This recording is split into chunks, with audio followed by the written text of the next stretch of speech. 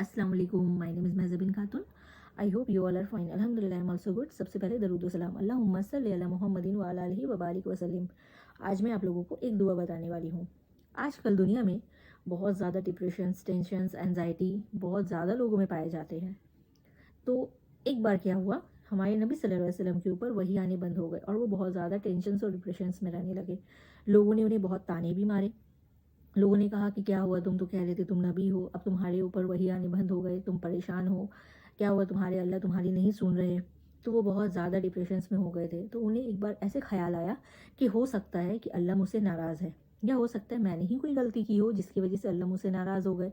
तो 6 महीने तक ये सिलसिला चला और 6 महीने के बाद जब उनके ऊपर ये दुआ नाजिल हुई, सूरह वज़ुहा, अल्लाह ताला ने क्या फरमाया कि तुम्हारे अल्लाह ने ना तुम्हें छोड़ा है और ना ही तुमसे नाराज़ हुआ है, वो हमेशा तुम्हारे साथ है। माशाल्लाह, वो हमेशा तुम्हारे साथ है। तुम जिस भी हालत में हो, चाहे तुम्हारे पास माल हो ना हो, तुम बीमार हो, जो भी हालत में हो, अल्लाह तुम्हारे साथ हमेशा है। आमीन।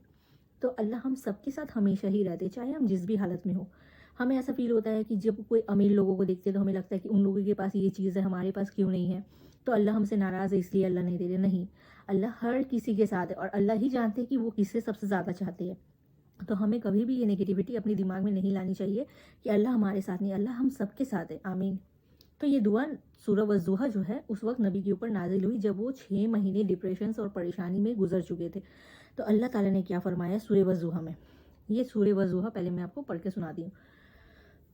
औज़ु बिल्लाहि मिनश शैतानिर रजीम, बिस्मिल्लाहिर रहमानिर रहीम, वज़्ज़ुहा वल्लैला इज़ा शज़ा, मा वद्दक रब्बुका वमा काला वलिल आखिरातु खैरुल लका मिनल ऊला वला सौफा युतिका रब्बुका फतरदा अलम याजिदका यतीमन फअव्वा ववज़दाका दल्लन फहदा ववज़दाका आइलन फअगना फ़अम्मल यतीम फ़अला तक़हर वअम्मा शईला फ़अला तनहर वअम्मा बिनिमातिक रब्बिक फ़हद्दिथ।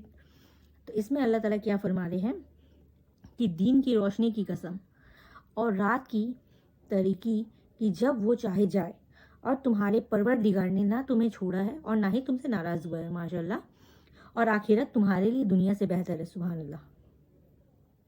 और जल्दी तुम्हारे परवरदिगार तुम्हें इतना देगा कि तुम राज़ी हो जाओगे। क्या तुम्हें अल्लाह ने यतीम पाकर घर ना दी, जगह ना दिया? बेशक दी।